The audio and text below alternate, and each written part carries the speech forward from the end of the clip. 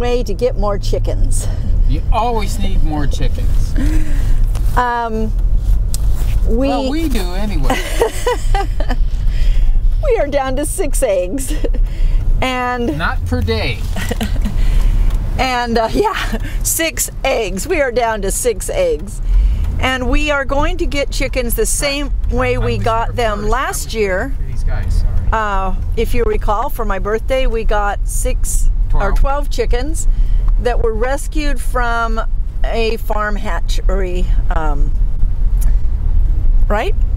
I don't know if it was a hatchery, but it was some kind of... not a hatchery. Large production It's a large production system. They've been culled. They let them out, let them go at 15 to 18 months. And, oh, I'm sorry, I'm so jiggly. He's riding over some rough road. And we're going to go get them for $1 a piece. So we are on our way. It's an hour away, but it is so worth it to get these dozen chickens and be able to have eggs again. It's cheaper than going paying $5 or $6 a dozen for eggs. You might ask why we think we need more chickens when we've got Delawares. We're still having a few problems with our Delawares, and we're not sure why. What those problems are. I will talk about what the problems are, but besides that, we need eggs now, and we are going to put these chickens in with a couple of American guinea hogs into the old pig pen and let them get it ready for planting our brassicas and all of our sprawling, oh no, not our brassicas, all of our sprawling garden. Yes. The squash and watermelon and tomatillos and all the things that just kind of go everywhere.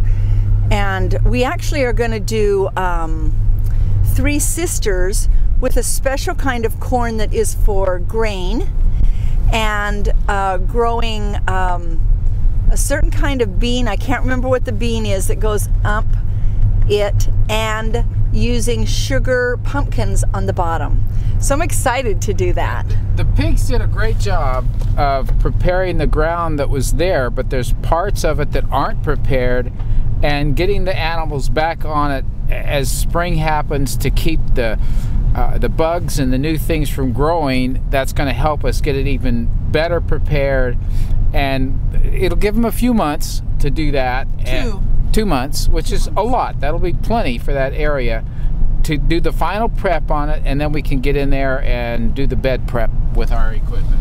And then when they're done with that, we will hopefully be able to have afforded an electric fence by then, the big net fence like Justin Rhodes has, and be able to put them on pasture out there to prepare the next garden beds and the next garden beds and the next garden beds. So that is going to be our workers. Yeah. We hope to get eggs out of them, but we hope we get more scratching and bed prep, garden prep than anything. Right.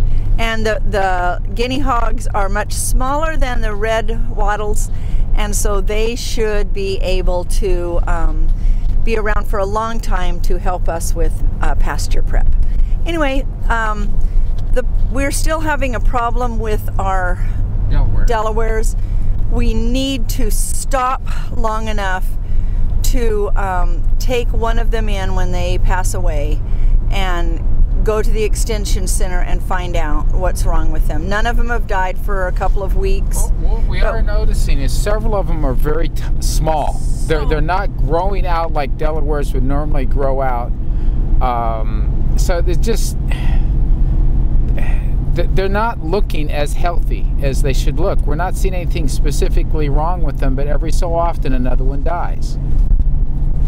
And so it has us really perplexed. We thoroughly cleaned everything. We've got ashes in there to get rid of mites. We've put them out now. They get out and they free range. They're much healthy. I mean, they look, but they look puny. Some of them look healthier. Yeah. But still not what we would expect from a normal Delaware, other than the rooster. He looks fantastic. Yeah, the rooster looks like a beautiful Delaware. Although he's a late crower. He just started crowing. Just barely started crowing. We're like, what is that? Oh, he is a rooster. So, anyway, so we're going to keep finding out about them, but we don't want to leave ourselves high and dry without any eggs. So that's what we're doing. Too many eggs is a good problem. We have lots of friends who can use eggs, people who need them, and so there's always going to be a place for the extra eggs. Okay, we've got these chickens. They're back here. Now, true to any homesteader, you go after one thing and you get something else. He told us he only had... We talked about this earlier. We were going to be doing 10, right? Originally. Yeah. And then he goes, well, let's get 20. So we called him and they didn't have 20. He only had 12 or 15. And we're like, okay, we'll take those. Then we get here, almost here, and he texts us and says, well, I have 25. You want them? So we have 25. Now, these are the same type. They're called Red Star. They're from a chicken factory. You've arrived. They're the same kind that we rescued in June, and they've turned out amazing. Some of these are a little bit rougher looking. Those were pretty rough when we got them. That's true. And we started feeding them. They weren't, you know. Yeah, they're amazing now. They came out pretty good. So he says he saves 700,000 chickens a year from being slaughtered by selling them this way. And we paid $1 a piece for them. So we paid $25 for 25 chickens that will lay us eggs tomorrow. Got our fingers crossed. You know, it's a gamble when you do this. I mean, they may be totally worn out. And we knew that when we got the original 12 that we have. And then we were surprised at how well they laid. Yeah. So, we will definitely, absolutely keep them quarantined for a while away from the other chickens, because we don't want to bring in disease of any kind to our other chickens, even though we, yeah, so for sure, right? Well, you know, that's the way we do things, and the fact we have a problem is pretty disturbing based on what we've done or haven't done. Right, with our Delawares. So,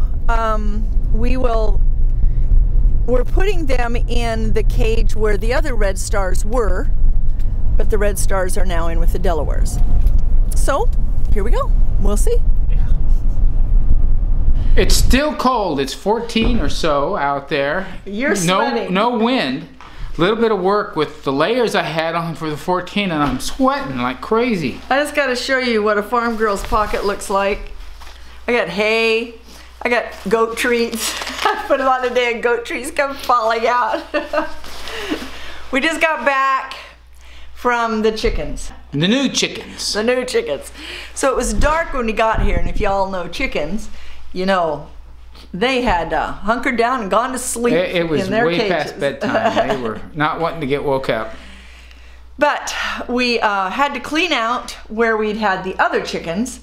I could not believe how much hay was in there. Hey, we were doing the deep bed thing, and oh my word, there was 4 containers of Hank. 4 Hank loads. Hank is our wheelbarrow, giant wheelbarrow. So anyway, now it has all new hay in it. After putting lime down on the ground to get it clean down there, now, so we're in good shape. We're pretty sure these chickens have never been on a roost before because they're factory chickens, and so we're taking them and putting them on their roost, and they're like falling off. What is this? Getting on top of each other, and so some of them are on the ground, cuddled up together in the hay. They're fine. They're out of the wind. They're in the barn. Yeah. That's where we've had the other chicken tractor has been in the barn during the coldest part. Tonight it's 14, 12 is going to 12. And then we start warming back up. Tomorrow night it's 35 at night, and so yay. Now the test is, do these chickens lay? That's our gamble, right? So we'll see. That's why we got so many. And you know, if we find we have too many eggs, that's not a problem. These are going to be our worker chickens. We're going to put them in the chicken tractors. These other, we've got all kinds of possibilities. Some things that need fixed up a bit. They're going to get in the pig corral. But they're going to be in the pig corral, and then after that, other places to help work the land. So they're our workers. So yes, we got 25 new animals tonight. But 25 new workers. 25 new workers. That's right. They're going to save us work. Yep. So as they fertilize the ground, get rid of insects. So this video comes out Thursday morning, and so Thursday this afternoon, as you're watching this, at 3 o'clock for those of you in the 12 Weeks to Heartiness class, and there's about, well, there's way over 52 of you. Join us. We need a lively discussion. We're going to start going over items in lesson 1. So if you've way past that, then come back and learn. Bring your lesson 1 questions. Rinda's going to touch on a few items from there and expand a little bit, and she may even turn me loose. And at 5 o'clock, we'll have our normal live, which has been some lively discussions. So yes, more to come. Thank you so much for joining us on our trip to pick up 25 new animals. Hey, if you haven't subscribed, it's time to subscribe. We'd love to have you as part of our journey to enjoy what it means for folks who are getting some more experience under their belts to start homesteading. We all can do it in some way or another. We want to show you how. Come along. Bye-bye.